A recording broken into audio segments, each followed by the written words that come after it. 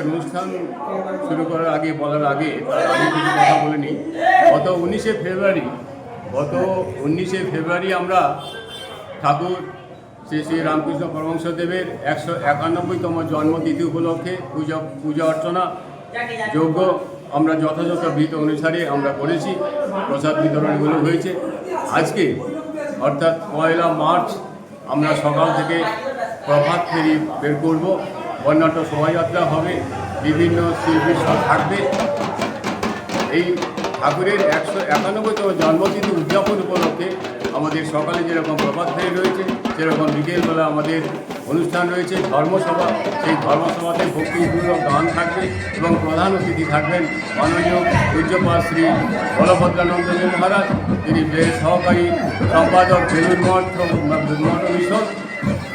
আমাদের উনি প্রধান বক্তা হিসাবে আসবেন, বক্তব্য রাখবেন। তাছাড়াও আরও অনেক বক্তা রয়েছেন। তো আমরা এই দিনটিকে ঠাকুরের 191তম জন্মতিথি উদযাপন উপলক্ষে আমরা মহাসমারোহে পালন করি। আপনাদের প্রভাত ফেরিটা এখান থেকে শুরু হয়ে কোথায় কোথায় যাচ্ছে? আমরা এখান থেকে শুরু করে নির্দিষ্ট পথে আমরা যাব কদমতলা বাজার হয়ে ক্ষীরেরতলা গলি হয়ে আবার আমরা হয়ে চলে আসবো। আমরা 1-1.5 ঘন্টার প্রোগ্রাম রেখেছি, বেশিক্ষণ রাখিনি। এইভাবে আমরা সুষ্ঠুভাবে আমরা থাকবো, চলবো আর কি। আপনার নাম?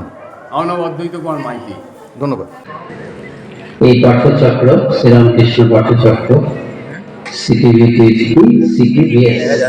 সিটিবিএস এর দ্বারা পরিচালিত যে শ্রীরামকৃষ্ণ নামাঙ্কিত পাঠচক্র, তাদের সেই পাঠচক্রের সম্পাদক, সভাপতি, অন্য সভ্য বা সভ্যা যারা আছেন, সবাইকে আমার নমস্কার জানাচ্ছি এবং ধন্যবাদ জানাচ্ছি যে আপনারা শ্রীরামকৃষ্ণের জন্মতিথি উপলক্ষে আমাকে শ্রীরামকৃষ্ণ এবং সেই প্রসঙ্গে সারদা দেবী, স্বামীজি এদের অনুষ্ঠান করার জন্য আমন্ত্রণ করেছেন। আপনারা যারা উপস্থিত আছেন, শ্রীরামকৃষ্ণ, সারদা দেবী এবং বিবেকানন্দের অনুরাগী বৃন্দ, তাদের সবাইকে নমস্কার, শুভেচ্ছা জানাচ্ছি।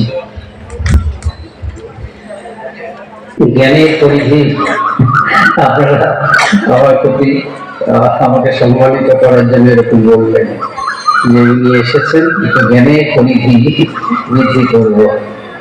জ্ঞানের পরিধি বৃদ্ধি করার জন্য সন্ন্যাসীরা নয়, শ্রীরামকৃষ্ণ জ্ঞানের পরিধি বৃদ্ধি করার জন্য আসেন।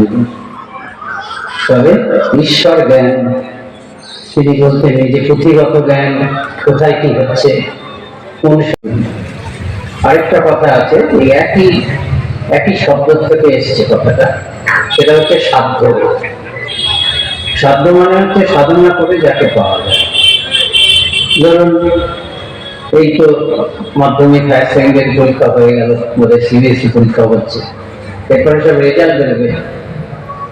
আমাদের তো আনন্দ হয় যে কি হবে, সব অল্প বয়সের ছেলেমেয়েরা, বাচ্চা ছেলেমেয়েরা তারা পড়াশোনা করেছে, ফার্স্ট হয়েছে।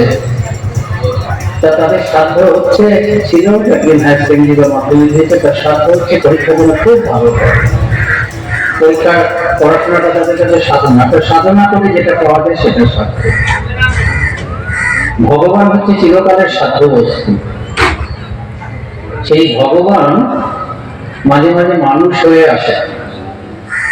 শ্রীরামকৃষ্ণের যখন জন্ম শতবর্ষ হচ্ছে, তখন শ্রীরামকৃষ্ণের এক সন্ন্যাসী শিষ্য স্বামী বিবেকানন্দের গুরু ভাই স্বামী অখণ্ডানন্দজি তখন হচ্ছেন প্রেসিডেন্ট আছে রামকৃষ্ণ মঠ মিশনের, তৃতীয় প্রেসিডেন্ট। তো বিশ্বজুড়েই তো এই চলছে, মানে শ্রীরামকৃষ্ণের প্রথম শতবর্ষ, দ্বিতীয় শতবর্ষ আসতে যাচ্ছে প্রায় 2036 খ্রিস্টাব্দ, 10 বছর পরে। যাই হোক, প্রথম শতবর্ষ আসছে, ভারতবর্ষ জুড়ে হয়েছে রামকৃষ্ণ মিশন। তখন এতটা বড় নয়, কিন্তু তার সত্ত্বেও রামকৃষ্ণ মিশনের বেশ কেন্দ্র হয়েছে ভারতবর্ষের বাইরে। আমাদের যারা ভক্তরা আছে গোটা ভারতবর্ষ জুড়ে এবং ভারতবর্ষের বাইরেও এখনকার মতন এত সংখ্যা নয়, তারাও বিভিন্নভাবে প্রস্তুতি নিচ্ছেন যে শ্রীরামকৃষ্ণের শতবর্ষ বিরাট হয়েছে।